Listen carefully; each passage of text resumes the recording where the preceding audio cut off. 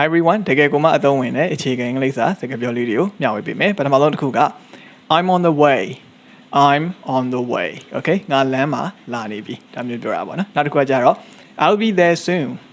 I'll be there soon okay အဲ့ကိုမကြခင်ရောက်တော့မယ်နော်ဆိုတော့ငါမကြခင်ရောက်တော့မယ်ဒါမျိုးပြောတာပေါ့နော်နောက်တစ်ခုကကြတော့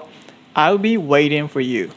I'll be waiting for you ငါမင်းကိုစောင့်နေမယ်နော်ဒါမျိုးပြောတာနောက်တစ်ခုကကြတော့Are you still coming? Are you still coming? Okay မင်းလာအောင်ပါလားเนาะဒါမျိုးမိတာပေါ့နောက်တစ်ခုကကြတော့ Sorry I won't be able to make it today.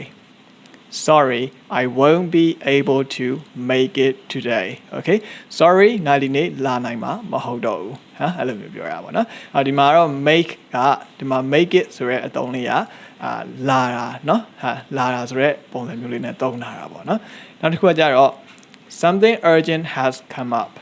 Something urgent has come up. Okay အရေးကြီးကိစ္စပေါ်လာလို့เนาะတော့ဒီမှာအရေးကြီးတယ်အရေးကြီးတာမျိုးဘယ်လိုခေါ်လဲဆို urgent ပေါ့เนาะအရေးကြီးကိစ္စအဲ့လိုပေါ်လာလို့ something urgent ဆိုပြီးတော့အရေးကြီးကိစ္စဆိုတဲ့အဓိပ္ပာယ်မျိုးနဲ့သုံးလို့ရတယ်နောက်တစ်ခုကကြတော့ Oh I see no problem. Oh I see no problem. Okay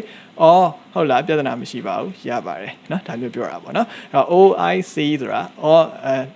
သိပြီ okay เนาะဘာကြောင့်မလာနိုင်လဲဆိုတာသိသွားပြီရပါတယ်ပြဿနာမရှိပါဘူး okay အဲ့လိုတစ်ပုံမျိုးလေးနဲ့သုံးသွားတာပေါ့ဟုတ်ကဲ့ပါ Foundation for English ရဲ့သင်ခန်းစာတွေကို Facebook မှာရော YouTube မှာရောလေ့လာလို့ရပါတယ်လေ့လာပြီးတဲ့အတွက်ကိုလည်းကျေးဇူးအများကြီးတင်ပါတယ်နောက်ထပ်သင်ခန်းစာဗီဒီယိုတွေမှာပြန်တွေ့ပါမယ် See you in the next video